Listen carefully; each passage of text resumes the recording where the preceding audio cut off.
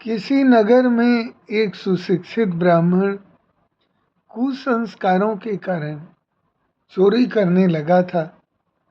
एक बार उस नगर में व्यापार करने के लिए 4 सेठ आए। चोर ब्राह्मण अपने शास्त्र ज्ञान के प्रभाव से उन सेठों का विश्वास प्राप्त करके उनके साथ ही रहने लगा। सेठों ने व्यापार से कमाए धन से मूल्यवान हीरे खरीदे और उन्हें अपनी जंघाओं में बनाए छेद में छिपाकर चल दिए।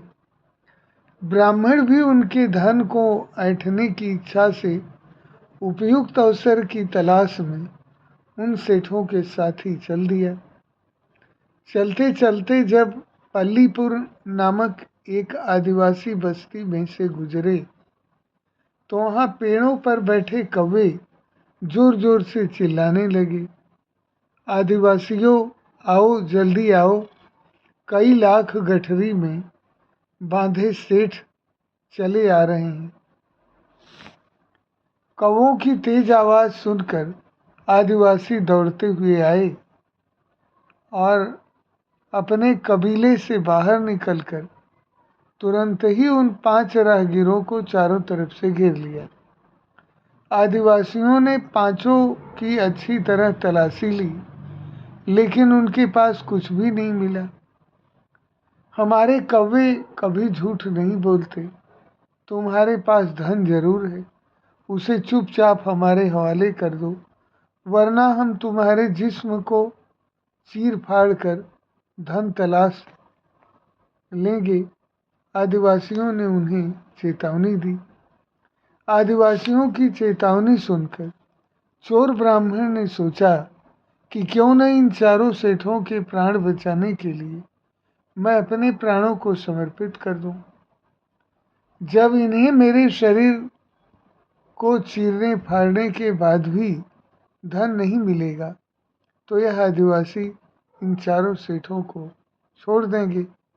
यह सोचकर ब्राह्मण ने उन आदिवासियों से कहा, पहले मुझे मारकर मेरे अंग प्रत्यंग को चीर फाड़ कर भली भांति निरीक्षण कर लो। तुम लोगों को अगर मेरे शरीर में से धन प्राप्त न हो तो मेरे इन साथियों को सकुशल जाने देना। यह हमारा वचन है कि अगर तुम्हारे शरीर में से धन नहीं मिला तो हम इन चारों की जान नहीं लेंगे। आदिवासियों के मुखिया ने ब्राह्मण को वचन दिया और ब्राह्मण का तत्काल वध कर डाला। उसके अंग प्रत्यंग को अच्छी तरह चीर फाड़ कर देखा, लेकिन उन्हें धन नहीं मिला। अंततः हताश आदिवासियों ने अपने वचनानुसार उन चारों सेठों को वहां से जाने की अनुमति दे दी। इस कहानी से हमें ये शिक्षा मिलती है कि ब्राह्मण चोरी करने की नीयत से सेठों के पीछे लगा जरूर था, लेकिन अपने मूल संस्कारों को नहीं भूला था। यही कारण था कि जब पांचों की जान पर बन आई थी तो उसने अपने प्राण देकर चारों सेठों की रक्षा की।